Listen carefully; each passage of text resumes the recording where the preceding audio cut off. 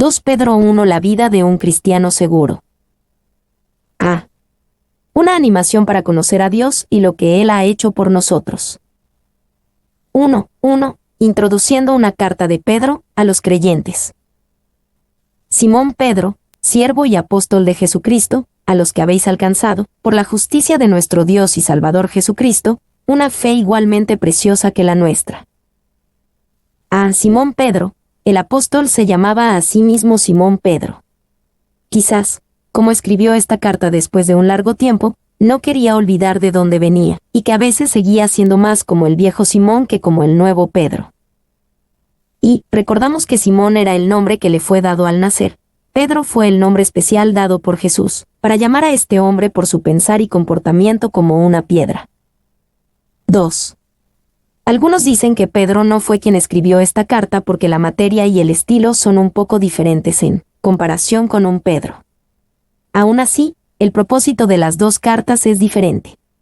Un Pedro fue escrita para animar a los cristianos que estaban bajo la amenaza de persecución violenta. 2 Pedro fue escrita para avisar a los mismos creyentes del peligro de los falsos maestros e influencias dañinas.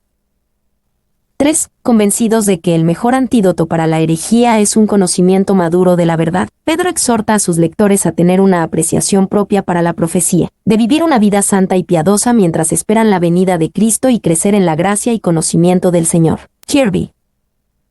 B. Siervo y apóstol de Jesucristo. El orden de estos títulos es importante. Pedro primero se considera a sí mismo un siervo, y después un apóstol. Su posición como un siervo era más importante para él que su estado como apóstol. C. A los que habéis alcanzado una fe igualmente preciosa. Pedro escribió a aquellos que tenían la misma salvación que él había experimentado, a la cual le llamaba una fe igualmente preciosa. Esta fe era alcanzada, y no por esfuerzos del hombre, sino por la justicia de nuestro Dios y Salvador. Y también nos dice que la fe es preciosa, y ¿a poco no es preciosa? Ya que trata con cosas preciosas, con promesas preciosas, con sangre preciosa, con redención preciosa, con toda la preciosura de la persona de nuestro Señor y Salvador Jesucristo. Spurgeon. 2. Una fe igualmente preciosa probablemente habla de que ambos judíos y gentiles disfrutaban de una misma fe, y por lo tanto, de los mismos beneficios de Jesús. Dios te ha dado a ti gentiles creyentes, la misma fe y salvación que nos ha dado a nosotros judíos creyentes. Clarke. D. Nuestro Dios y Salvador, Jesucristo. La gramática del griego antiguo prueba que Pedro dijo que Jesucristo es nuestro Dios y Salvador. La expresión Dios y Salvador es una construcción en el griego antiguo que demanda a que se traduzca como nuestro Dios y Salvador, Jesucristo. La expresión demuestra que Jesucristo es el Dios de los cristianos. Wost. Y la gramática deja muy poca duda de que en estas palabras, Pedro está llamando a Jesucristo Dios y Salvador. Blom es una prueba absoluta de que San Pedro llama a Jesucristo Dios, incluso en el sentido indicado de la palabra. Clarke. 2:2-4, un saludo extenso para el entendimiento del valor del conocimiento de Dios. Gracia y paz os sean multiplicadas, en el conocimiento de Dios y de nuestro Señor Jesús. Como todas las cosas que pertenecen a la vida y a la piedad nos han sido dadas por su divino poder, mediante el conocimiento de aquel que nos llamó por su gloria y excelencia, por medio de las cuales nos ha dado preciosas y grandísimas promesas, para que por ellas llegaseis a ser participantes de la naturaleza divina, habiendo huido de la corrupción que hay en el mundo a causa de la concupiscencia. A. Gracia y paz sean multiplicadas. Pedro indicaba que gracia y paz, esos dos de los regalos más preciados, son nuestros en el conocimiento de Dios y de nuestro Señor Jesús. Mientras más conocemos a Dios, adquirimos estos fundamentos esenciales para la vida. B. Todas las cosas que pertenecen a la vida y a la piedad nos han sido dadas por su divino poder. Sin embargo, no solamente gracia y paz, sino todas las cosas que pertenecen a la vida y a la piedad son nuestras mediante el conocimiento de aquel. El conocer a Dios es la llave para todas las cosas que pertenecen a la vida y a piedad. Y estas cosas vienen a nosotros por medio de su divino poder. Poder divino. ¿Qué cuestiones estupendas son captadas en ese término, poder divino? Esto es lo que escarbó hasta lo más profundo de la tierra y el mar. Poder divino, Esto es lo que guía la marcha de las estrellas en el cielo. Poder divino. Es lo que sostiene los pilares del universo, y lo que un día los sacudirá, y apresurará a todas las cosas a ser la nada que eran naturalmente. Spurgeon. 2. Estamos dispuestos a intentar casi todo menos el conocimiento de él. Aún confiamos más en los planes y esquemas del hombre en vez del conocimiento de él. Intentaremos conocernos a nosotros mismos en vez de al conocimiento de él. Necesitamos llegar al mismo lugar en el cual estaba el apóstol Pablo, cuando dijo a fin de conocerle. Filipenses 3:10. 3. De acuerdo con Blom, la palabra en el griego antiguo de conocimiento no se refiere a un conocimiento casual. Significa un conocimiento exacto, completo y profundo. C. Mediante el conocimiento de aquel, Dios llegamos al conocimiento de aquel cuando aprendemos mediante de él, su palabra, por medio de la oración, y por medio de la comunidad de su pueblo. Es cierto que necesitamos a Dios solamente, pero Dios no solamente nos encuentra en nuestra soledad, pero también en la comunidad con su pueblo. D. Nos llamó. Este conocimiento de Dios viene a aquellos que son llamados. Es conocimiento, pero no meramente entendimiento intelectual o intuición. Es el conocimiento que viene por experiencia, la experiencia que el pueblo de Dios tiene con Dios mismo. Nos llamó por su gloria y excelencia. Es la gloria y excelencia de Jesús la que lo motivó a llamarnos, y es su gloria y excelencia la que nos llama hacia Él. F. Por medio de las cuales nos ha dado preciosas y grandísimas promesas. Esto explica el valor de la gloria y excelencia de la que Dios nos llama. Por medio de estas, Él nos dio preciosas y grandísimas promesas. Esto significa que las promesas de Dios están basadas en su gloria y excelencia, y por lo tanto, son perfectamente confiables porque Dios nunca comprometería su gloria y excelencia. Y Salmo 138, 2 nos recuerda que Dios honra a su palabra aún por encima de su nombre. Nunca tenemos que dudar de las promesas de Dios, sino que deberíamos de dejar que Dios sea veraz y todo hombre mentiroso. Romanos 3:4. 2. Por estas razones, las promesas de Dios son ambas grandísimas, en el sentido de que son grandes e imponentes, y también son preciosas, en el sentido de su valor. Muchas cosas son grandísimas pero no preciosas, tales como piedras grandes, las cuales son de poco valor. Y por el otro lado, muchas cosas son preciosas pero no son grandísimas, tales como los diamantes y otras joyas, las cuales no pueden ser grandísimas si son preciosas. Pero aquí tenemos promesas que son tan grandísimas, que no son menos que infinitas, y tan preciosas, que no son menos que divinas. Spurgeon. 3. Fue de considerable importancia para el consuelo de los gentiles que estas promesas fueran hechas por ellos, y que la salvación no fuera exclusivamente de los judíos. Clarke. G. Para que por medio de ellas llegaseis a ser participantes de la naturaleza divina. Esto explica el valor de estas grandísimas y preciosas promesas. Por medio de estas promesas, nosotros somos participantes de la naturaleza divina. La idea de Pedro es similar a la idea de Pablo con respecto a nuestro estado glorioso como hijos e hijas, adoptados de Dios, Gálatas 4, 5-7. Y esto es notablemente generoso y amoroso de parte de Dios. Él podría rescatarnos del infierno sin siquiera invitarnos a ser partícipes de la naturaleza divina. Muestra cuán profundamente Dios nos ama y quiere compartir su vida, de hecho, incluso la naturaleza divina, con su pueblo Zac. Habiendo huido de la corrupción que hay en el mundo a causa de la concupiscencia, Dios está muy por encima de la corrupción de este mundo. Así debería de ser también con aquellos que son participantes de la naturaleza divina. La corrupción que hay en el mundo se expresa por sí misma a causa de la concupiscencia, los deseos impíos del mundo. 3. 5-7, como vivir como participantes de la naturaleza. Vosotros también, poniendo toda diligencia por esto mismo, añadid a vuestra fe virtud, a la virtud, conocimiento, al conocimiento, dominio propio, al dominio propio, paciencia, a la paciencia, piedad, a la piedad, afecto fraternal, y al afecto fraternal, amor.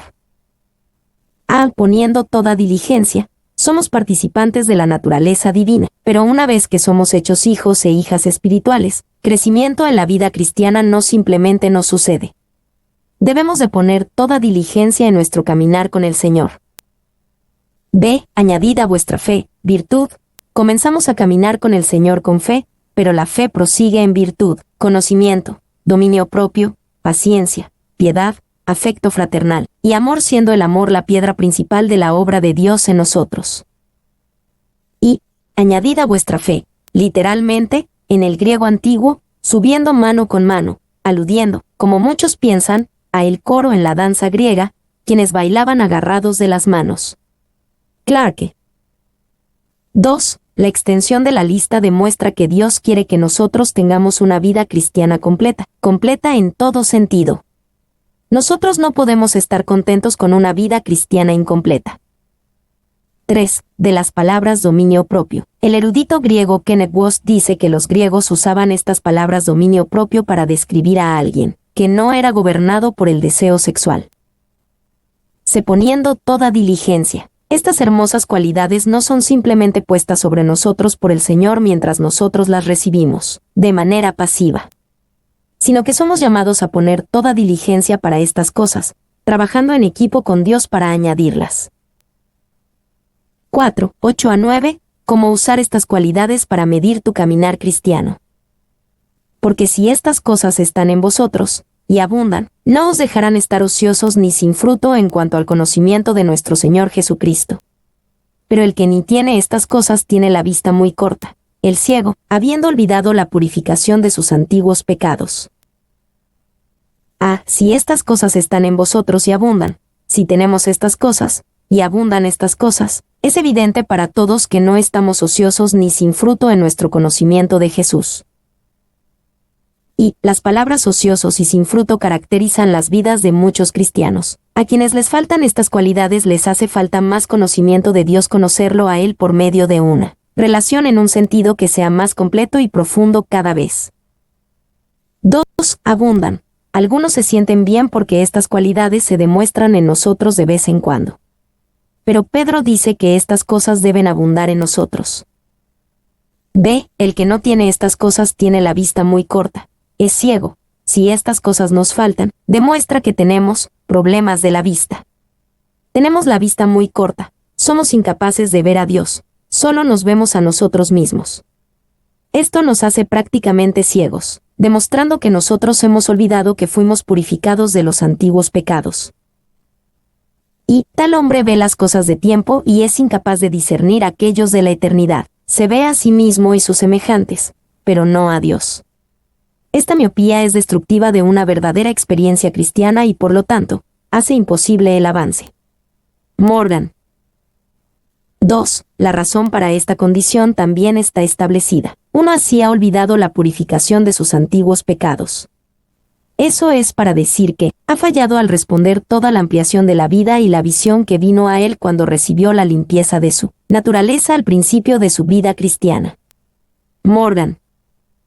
3. Tal vez haya olvidado lo malo que era, y cuánto necesitaba esta limpieza. Quizás ha olvidado el gran costo de la purificación de la mancha del pecado. Quizás ha olvidado cuán grande y completo es la purificación, haciendo a un pecador culpable ahora tan puro y blanco como la nieve, Isaías 1:18. 5. 10 a 11, haciendo nuestra vocación y elección firme. Por lo cual, hermanos, tanto más procurad hacer firme vuestra vocación y elección, porque haciendo estas cosas, no caeréis jamás. Porque de esta manera os será otorgada amplia y generosa entrada en el reino eterno de nuestro Señor, Salvador Jesucristo. Tanto más procurad hacer firme vuestra vocación y elección, ¿cómo podemos estar seguros de que Dios nos ha llamado y que somos elegidos? Haciendo estas cosas las que se hablaron en 1 Pedro 1, 5-7, fe, virtud, conocimiento, dominio propio, paciencia, piedad, afecto fraternal y amor. Al ver estas cosas en nuestras vidas, sabemos que nuestras vidas se están haciendo más como la naturaleza de Jesús. Demuestra que estamos siendo conformados a la imagen de su Hijo, Romanos 8:29. Y es posible para una persona que no es salva hacer deberes morales y religiosos. Pero estas cosas, Pedro escribió de asuntos del corazón, y debe de ser evidente en todo aquel que ha nacido de nuevo. Simplemente, si somos llamados, si somos elegidos, y después somos nacidos de nuevo y si somos nacidos de nuevo, se demuestra en la manera en que vivimos. 2. Sin embargo, se preguntará, ¿por qué es la vocación puesta aquí antes de la elección siendo que la elección es eterna, y el llamado toma un lugar en el tiempo? Yo contesto, porque la vocación es primero para nosotros. Lo primero que tú y yo podemos saber es la vocación. No podemos saber si somos elegidos hasta que sentimos que somos llamados. Debemos, primeramente, demostrar nuestra vocación, y después nuestra elección es ciertamente segura. Spurgeon. B. Porque hacienda estas cosas, no caeréis jamás. Al buscar estas cosas nos mantenemos sin tropiezo. Crecimiento y progreso continuo en la vida cristiana es la manera segura de evitar el tropiezo. C. Porque de esta manera os será otorgada amplia y generosa entrada en el reino eterno de nuestro Señor y Salvador Jesucristo. Pedro les recuerda a sus líderes de la gran recompensa de una vocación y elección hecha firme. Entrarán al cielo de manera gloriosa, y no así como por fuego, 1 Corintios 3:15. Y hay dos maneras de entrar por un puerto. El barco puede entrar, anegado y alocado, solo se mantiene a flote por el trabajo continuo de las bombas. O puede entrar con todas las velas desplegadas, su pendón flotando en la punta del mástil. Esto es lo que el apóstol desea para sí mismo y para quienes se dirige. Deseaba que se les administrara una amplia y generosa entrada. Meyer. 2. F. B. Meyer también escribió que la idea de amplia y generosa entrada era verdaderamente una entrada de coro. La idea era de un conquistador romano llegando a la ciudad, bienvenido por cantantes y músicos quienes se unirían a él en una procesión feliz y gloriosa a la ciudad. 3. ¿Así será tu entrada al cielo? ¿Entrarás, salvado así como por fuego, o recibirás una recompensa? Entrarás desconocido, o serás recibido por docenas y cientos a los que hayas sido de bendición y que te estarán esperando. Meyer. 4. O será otorgada. Solo un pensamiento más. Se dice que la entrada será ministrada a nosotros. Eso me da una dulce pista de que, yo encuentro, hace hincapié por Dodrige. Cristo abrirá las puertas del cielo, pero el tren de virtudes celestiales las obras que nos persiguen irá con nosotros y nos guiará a la entrada. Spurgeon. D. La necesidad de ser recordados. 1:12. Pedro explica por qué escribe de estas cosas que han escuchado anteriormente los básicos de la vida cristiana. Por esto, yo no dejaré de recordaros siempre estas cosas, aunque vosotros las sepáis, y estéis confirmados en la verdad presente. Por esto, Pedro acaba de escribir de la promesa de la entrada a el reino eterno de Dios. 2 Pedro 1:11. Porque la llegada a ese reino es tan importante, es útil y necesario que Pedro nos recuerda siempre de los fundamentos de la vida cristiana. B. Yo no dejaré de recordaros siempre estas cosas, aunque vosotros las sepáis. A pesar de que sus lectores sabían la verdad, a vista en lo que estaba en juego su destino eterno vale la pena repasar estas cosas una y otra vez. Y un equipo deportivo que va a ir a un campeonato repasa los mismos fundamentos una y otra vez. Ellos hacen esto, aun a pesar de que ya conocen estas técnicas, porque saben qué es lo que está en juego. 2. Por esta razón, los cristianos nunca se deberían de cansar de escuchar los básicos de la vida cristiana. Debemos de regocijarnos cada vez que Jesucristo, su Evangelio y su plan para nuestras vidas son predicados. Sé confirmados en la verdad. Confirmados es la misma palabra traducida en Lucas 22:32 como fortalecido, cuando Jesús le dijo a Pedro, tú, una vez vuelto, confirma a tus hermanos. Aquí, Pedro cumplió con la orden de Jesús. Él nos confirmará y fortalecerá al recordarnos de los básicos de la vida cristiana. 2. 13-14, la urgencia del corazón de Pedro. Pues tengo por justo, en tanto que estoy en este cuerpo, el despertaros con amonestación, sabiendo que en breve debo abandonar el cuerpo, como nuestro Señor Jesucristo me ha declarado. Tengo esto por justo, por lo que está en juego. Pedro sabía que era justo el recordarle a la gente constantemente, especialmente porque sabía que los días de esta vida terrenal llegarían a su fin prontamente. B. En breve debo abandonar el cuerpo. Pedro no consideraba a su cuerpo como algo más que una tienda. Una tienda es un lugar temporal en donde vivir. Las tiendas se deben de cuidar, pero no invertirías mucho para arreglarla. Tú guardarías tus recursos para algo más permanente en donde vivir. Nuestro lugar permanente en donde vivir es el cielo, y deberíamos de invertir más en el cielo que en nuestras tiendas. ¿Y cómo sabía Pedro que en breve debe de abandonar su cuerpo? Quizás fue porque Pedro simplemente estaba envejeciendo. Quizás porque el fuego de la persecución se estaba calentando más alrededor de él. La historia de la Iglesia nos dice que Pedro sí murió como mártir, como nuestro Señor Jesucristo le había declarado. Juan 21, 18-19. 2. Esto demuestra que Pedro creía que las palabras proféticas de Jesús se cumplirían por completo. Jesús demostró a Pedro que él moriría como mártir, y él le creyó aun si él deseara que solo fuera algo simbólico. 3. 15. Pedro se prepara para el futuro. También yo procuraré con diligencia que después de mi partida vosotros podáis en todo momento tener memoria de estas cosas. Procuraré con diligencia, podáis en todo momento tener memoria. Pedro puso este recordatorio en la carta, para que nosotros podamos tener el recordatorio constante aún después de su partida. B. Después de mi partida, Pedro parecía estar consciente de la importancia del paso de los apóstoles, y la necesidad de preservar la enseñanza autoritativa de los apóstoles y profetas. Esto, la enseñanza escrita de los apóstoles y sus asociados, es la fundación de la Iglesia. Efesios 2:20, preservada por Dios para todas las generaciones. C. La certeza del testimonio apostólico. 1. 16-18, la evidencia de la transfiguración. Porque no os hemos dado a conocer el poder y la venida de nuestro Señor Jesucristo siguiendo fábulas artificiosas, sino como habiendo visto con nuestros propios ojos su majestad. Pues cuando él recibió de Dios Padre honra y gloria, le fue enviada desde la magnífica gloria una voz que decía: Este es mi Hijo amado, en el cual tengo complacencia. Y nosotros oímos esta voz enviada del cielo, cuando estábamos con él en el Monte Santo. Porque no os hemos dado a conocer fábulas artificiosas. Pedro declara solemnemente que el testimonio de los apóstoles, un testimonio por el cual soportaron tortura y dieron su vida, no fueron basados en fábulas astutas ni con mentiras a medias, sino en testimonio ocular, ellos habiendo visto con sus propios ojos su majestad. Y fábula se traduce el griego antiguo maízas. Algunos piensan que el Evangelio y el registro bíblico solo son mitos antiguos. Puede que admiren su poder como mitos, pero Pedro insiste con certeza que su mensaje no era un mito, era historia, visto por sus propios ojos. 2. Podemos reconstruir con exactitud los acontecimientos históricos de los testimonios de aquellos que han visto con sus propios ojos, quienes deben de ser checados para asegurarse de que están diciendo la verdad. Los apóstoles y escritores del Nuevo Testamento han sido checados por siglos y se han encontrado veraces. B. Visto con nuestros propios ojos su majestad.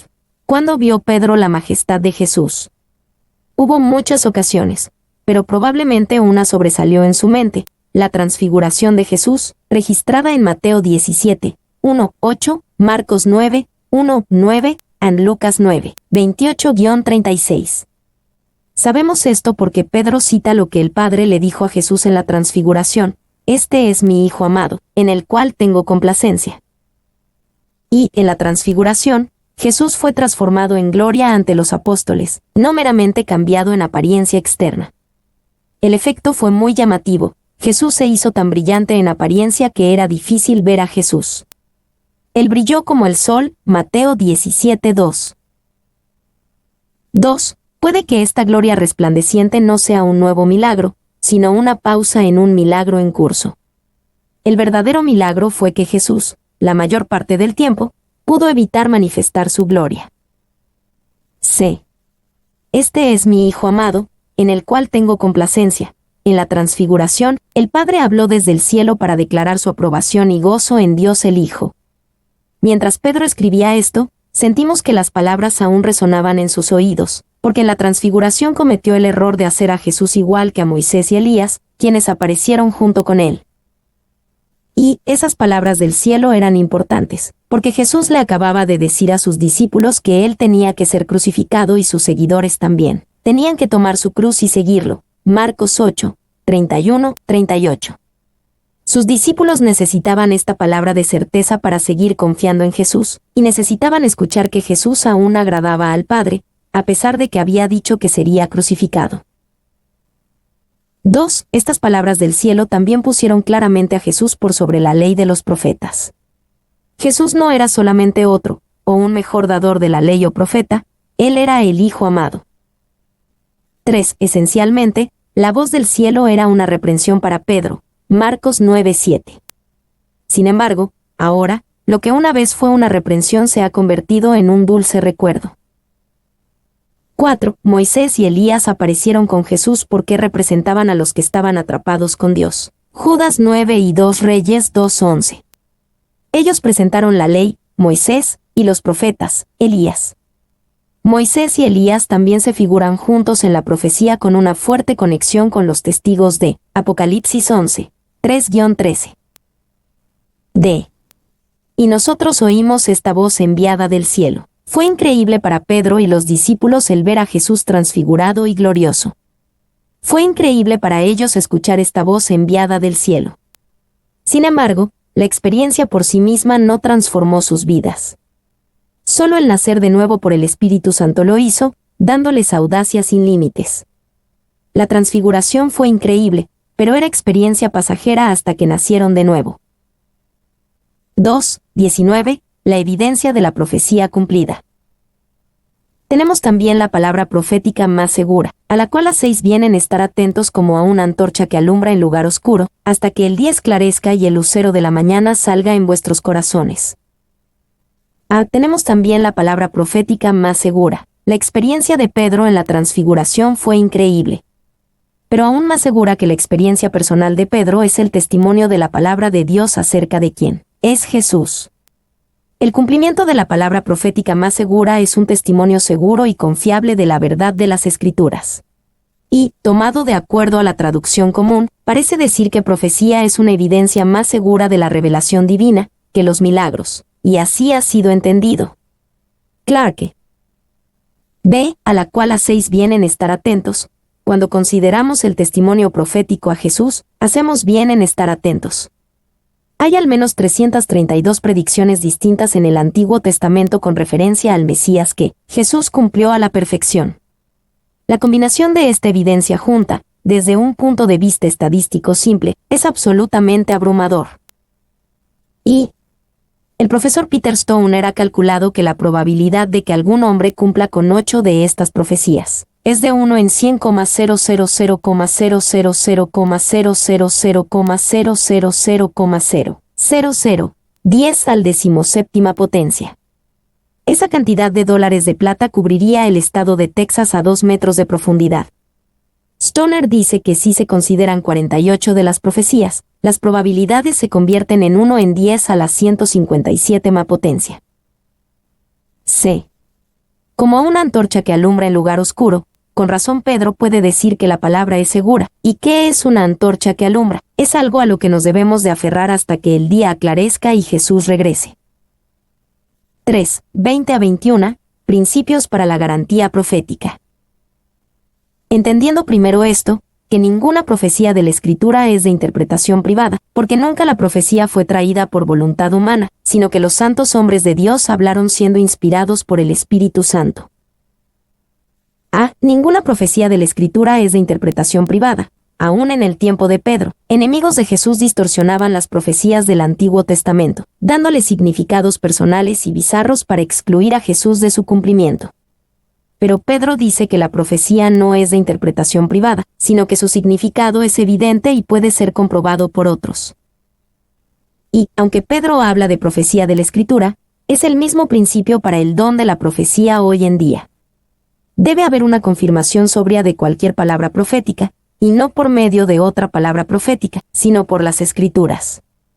En el don de profecía, Dios nunca habla solamente a una persona, y siempre provee confirmación. B. Nunca la profecía fue traída por voluntad humana. Es erróneo y malo el distorsionar la profecía a nuestro significado personal, porque la profecía no viene del hombre, sino de Dios, aunque venga por medio de los hombres santos de Dios, pero solamente cuando son inspirados por el Espíritu Santo. Y, lejos de inventar el tema de sus propias predicciones, Los profetas antiguos ni siquiera sabían el significado de lo que ellos mismos escribían. Ellos fueron más allá de sí mismos por la influencia del Espíritu Divino, y después de años estaban solos para descubrir el objeto de la profecía, y el cumplimiento era prueba absoluta de que era predicción de Dios y que no era invento privado. Clarke. C. Siendo inspirados por el Espíritu Santo, de acuerdo con Green, la palabra griega antigua traduce inspirado, tiene el sentido de llevado a lo largo, como un barco siendo llevado a lo largo por el viento o la corriente. La misma palabra es usada para un barco en Hechos 27 horas y 15 minutos, 17. Es como si los escritores de las Escrituras elevaban sus velas, en cooperación mientras Dios y el Espíritu Santo los llevaban a lo largo de la dirección que Él deseaba.